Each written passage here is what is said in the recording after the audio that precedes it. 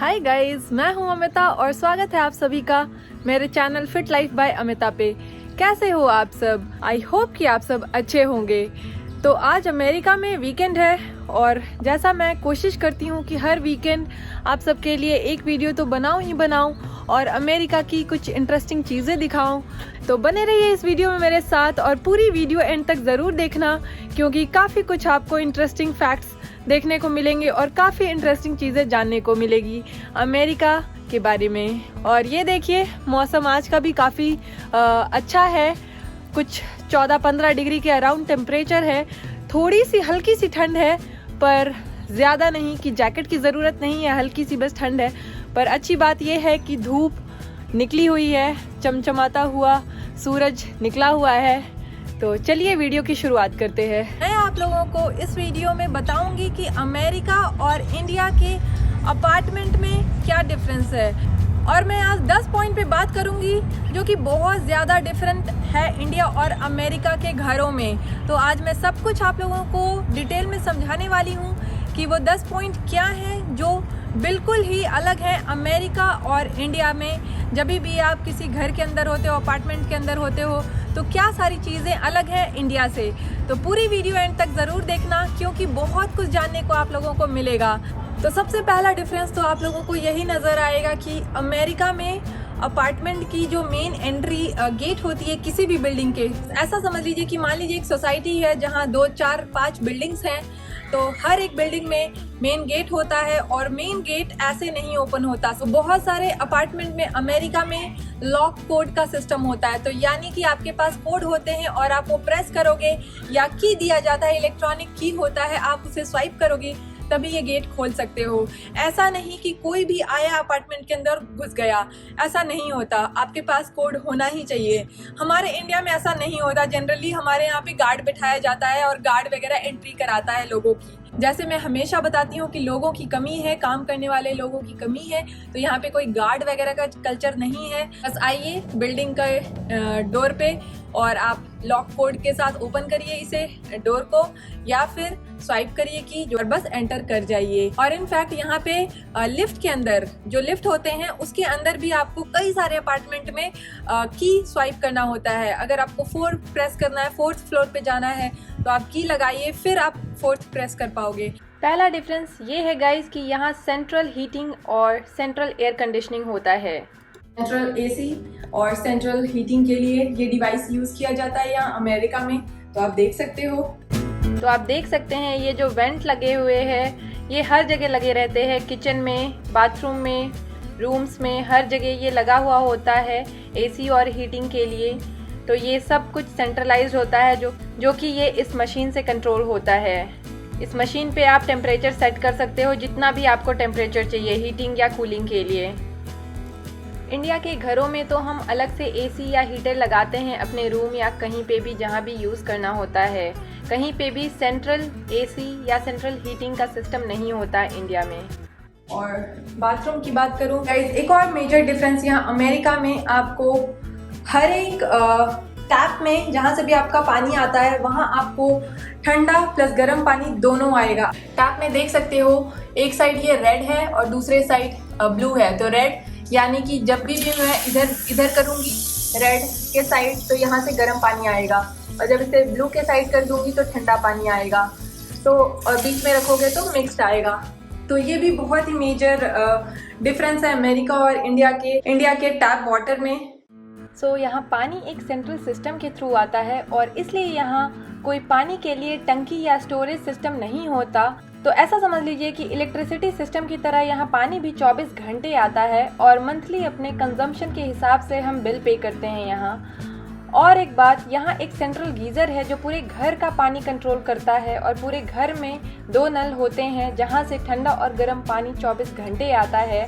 India से बिल्कुल अलग है ये सिस्टम। जैसे हम इंडिया में तो गीज़र लगवाते हैं मोस्टली बाथरूम में और बाकी जगह ठंडा पानी ही आता है, पर यहाँ ऐसा नहीं होता। अमेरिका में जहाँ भी पानी आता है, जहाँ भी नल लगे होते हैं, वहाँ पे आपको गर्म और ठंडा पानी दोनों आएगा 24 घंटे। बड़ा और गाइस बहुत ही मेजर डिफरेंस, इंडिया के टॉयलेट्स में हमारे पास जेट लगा होता है, जेट पाइप जो होती है वो लगी होती है, पर यहाँ आप देखो टॉयलेट में कोई भी जेट नहीं लगा होता।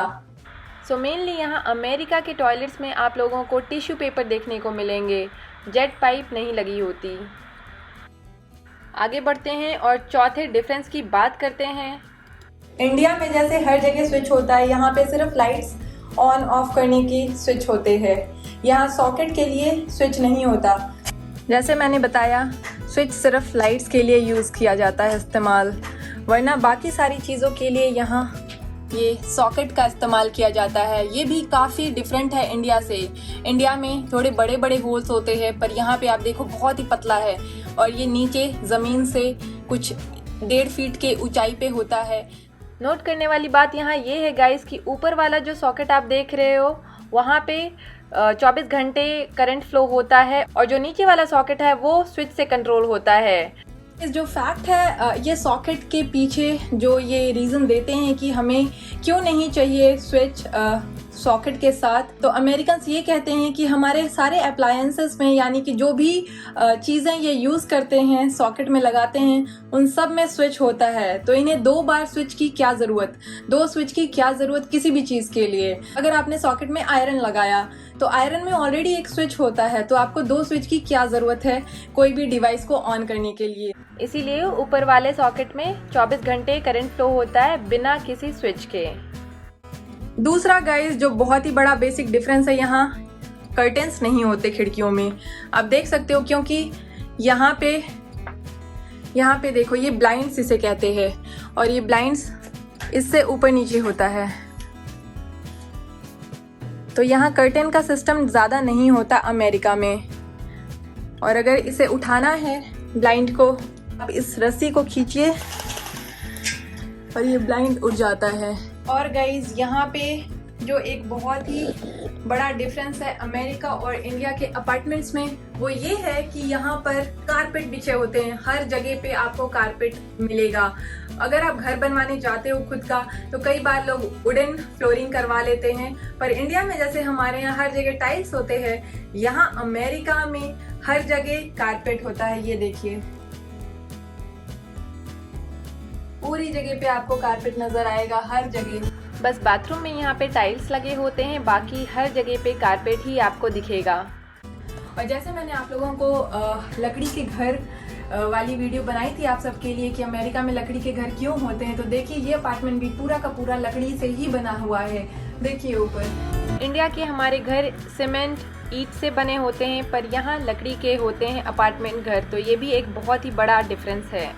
और गाइस जैसे कि हम जो भी खाना वगैरह बच जाता है इंडिया में, उसे हम बाहर कुत्तों को दे आते हैं या बाहर फेंकाते हैं, पर यहाँ पे आप थोड़ा बहुत खाना वगैरह सिंक में भी डाल सकते हो। और ये सिंक में देखोगे तो इसके अंदर एक डिवाइस लगा हुआ होता है, और ये जो डिवाइस है वो सारा जो भी आप खाना डालते हो उसे क्रश कर देता है अंदर से, और क्रश करने के बाद उसे वो ट्रैश में डाल देता है। तो उसके लिए ये बटन है, ये जैसे ही मैं दबाऊंगी तो सारा देखो आवाज़ करने लगा और ये क्रश हो रहा है बेसिकली। तो ये बहुत ही अच्छी फैसिलिटी है यहाँ अमेरिका में, क्योंकि आप यहाँ बाहर जाके कुछ भी फेंक नहीं सकते हो इसे बंद। तो इसके अंदर एक है, आप देख सकते हो आके, इसके अंदर जो भी खाना है वो क्रैश होता है जब भी मैं वो बटन प्रेस करती हूँ। तो ये बहुत ही अच्छा सिस्टम है यहाँ अमेरिका में।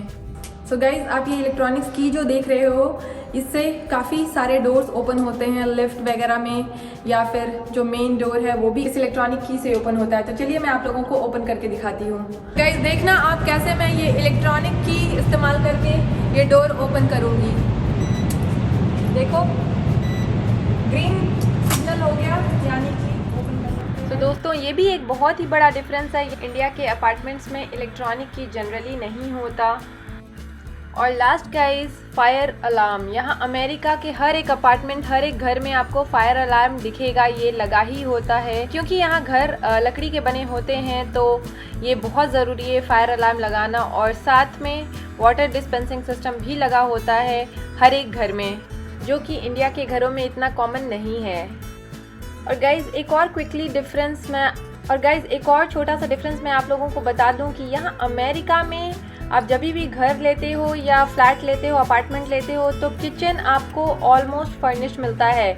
Fridge, microwave, gas, oven, dish washer, ये सब कुछ आपको किचन में मिलता है। आप ऐसा समझ सकते हो कि किचन ऑलमोस्ट फर्निश्ड है, पूरा का पूरा। आपको किचन में कुछ भी खरीदने की जरूरत नहीं है यहाँ अमेरिका में। इंडिया में तो हम नॉन फर्निश्ड और फर्निश्ड अपार्टमेंट देखते हैं, पर यहाँ पे आपको हर अपार्टमेंट एक तरह मिलता है और जिसमें ये सारी चीजें होती हैं, तो आप इसको सेमी फर्निश्ड भी कह सकते हो।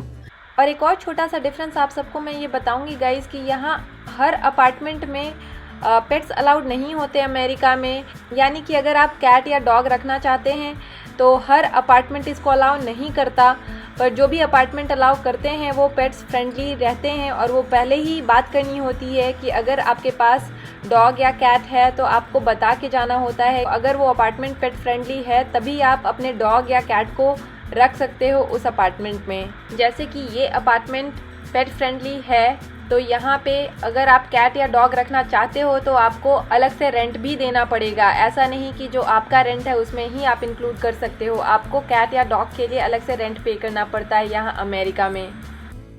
गाइज आई होप कि आप सबको ये वीडियो अच्छी लगी। मैंने पूरी कोशिश की है कि इस वीडियो में मैं वो सारे मेजर डिफरेंसेस कवर करूं जो इंडिया और अमेरिका के अपार्टमेंट और घरों में अलग होता है। दोस्तों, अगर आप चाहते हो कि मैं किसी और टॉपिक पे आप सबके लिए वीडियो बनाऊं तो नीचे कमेंट करके मुझे ज़रूर बताना और मैं पूरी कोशिश करूँगी कि आप सबके लिए उस टॉपिक पे वीडियो ज़रूर बताऊँ और ज़्यादा से ज़्यादा इन्फॉर्मेशन देने की कोशिश करूँ आप सबको। Alright guys, stay happy, stay fit, bye.